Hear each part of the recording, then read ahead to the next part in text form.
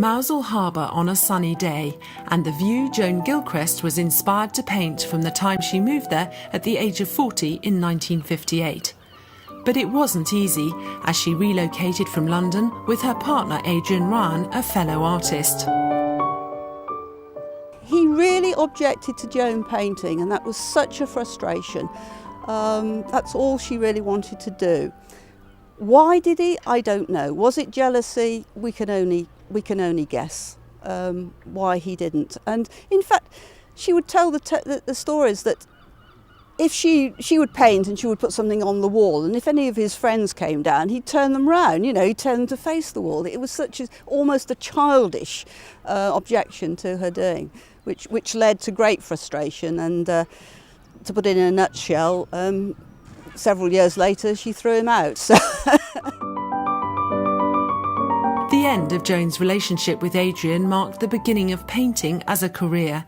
It had been a long road to artistic fulfilment.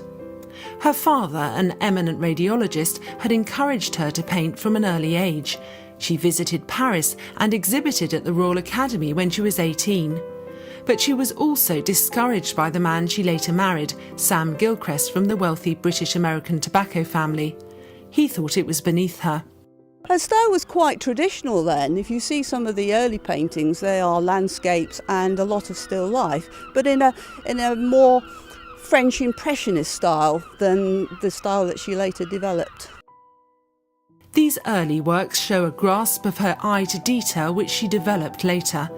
For inspiration, she drew on her artistic training at Grosvenor School of Art, the trips to Paris where she met Gwen John, and family holidays to Germany before the war. Her family heritage was important as she came from a long line of eminent architects. Her great-grandfather, Sir George Gilbert Scott, was the builder of the Albert Memorial and St Pancras, the hotel at the station. Her uncle Giles, who she was very close to, built Liverpool Cathedral. So the whole family was a leading architect family, and she always said to me, "Buildings are in my blood." And if you look at some of her work, the detail she gives to the architecture is fantastic. People were also central to Joan's work, no more so than her two children, Marguerite and Paul, she had with Sam. She met him after a war in which she was busy driving ambulances through the streets of London during the Blitz. After the marriage broke up, her next long-lasting relationship with Adrian Ryan introduced her to Mousehole.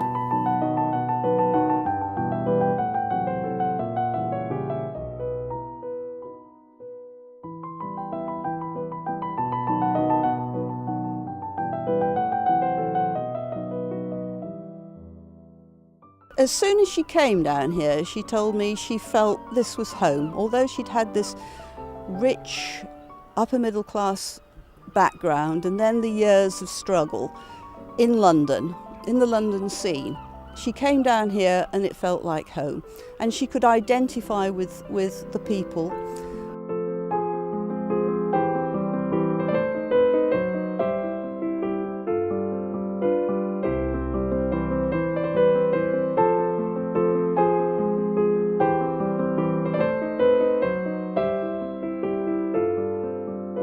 She adopted many of the concerns of the local community, like the demise of the fishing fleet, and started up the tradition of Mousehole lights at Christmas time. She had a strict artistic timetable. Mornings were for painting and afternoons were for getting out in her Morris Minor and sketching.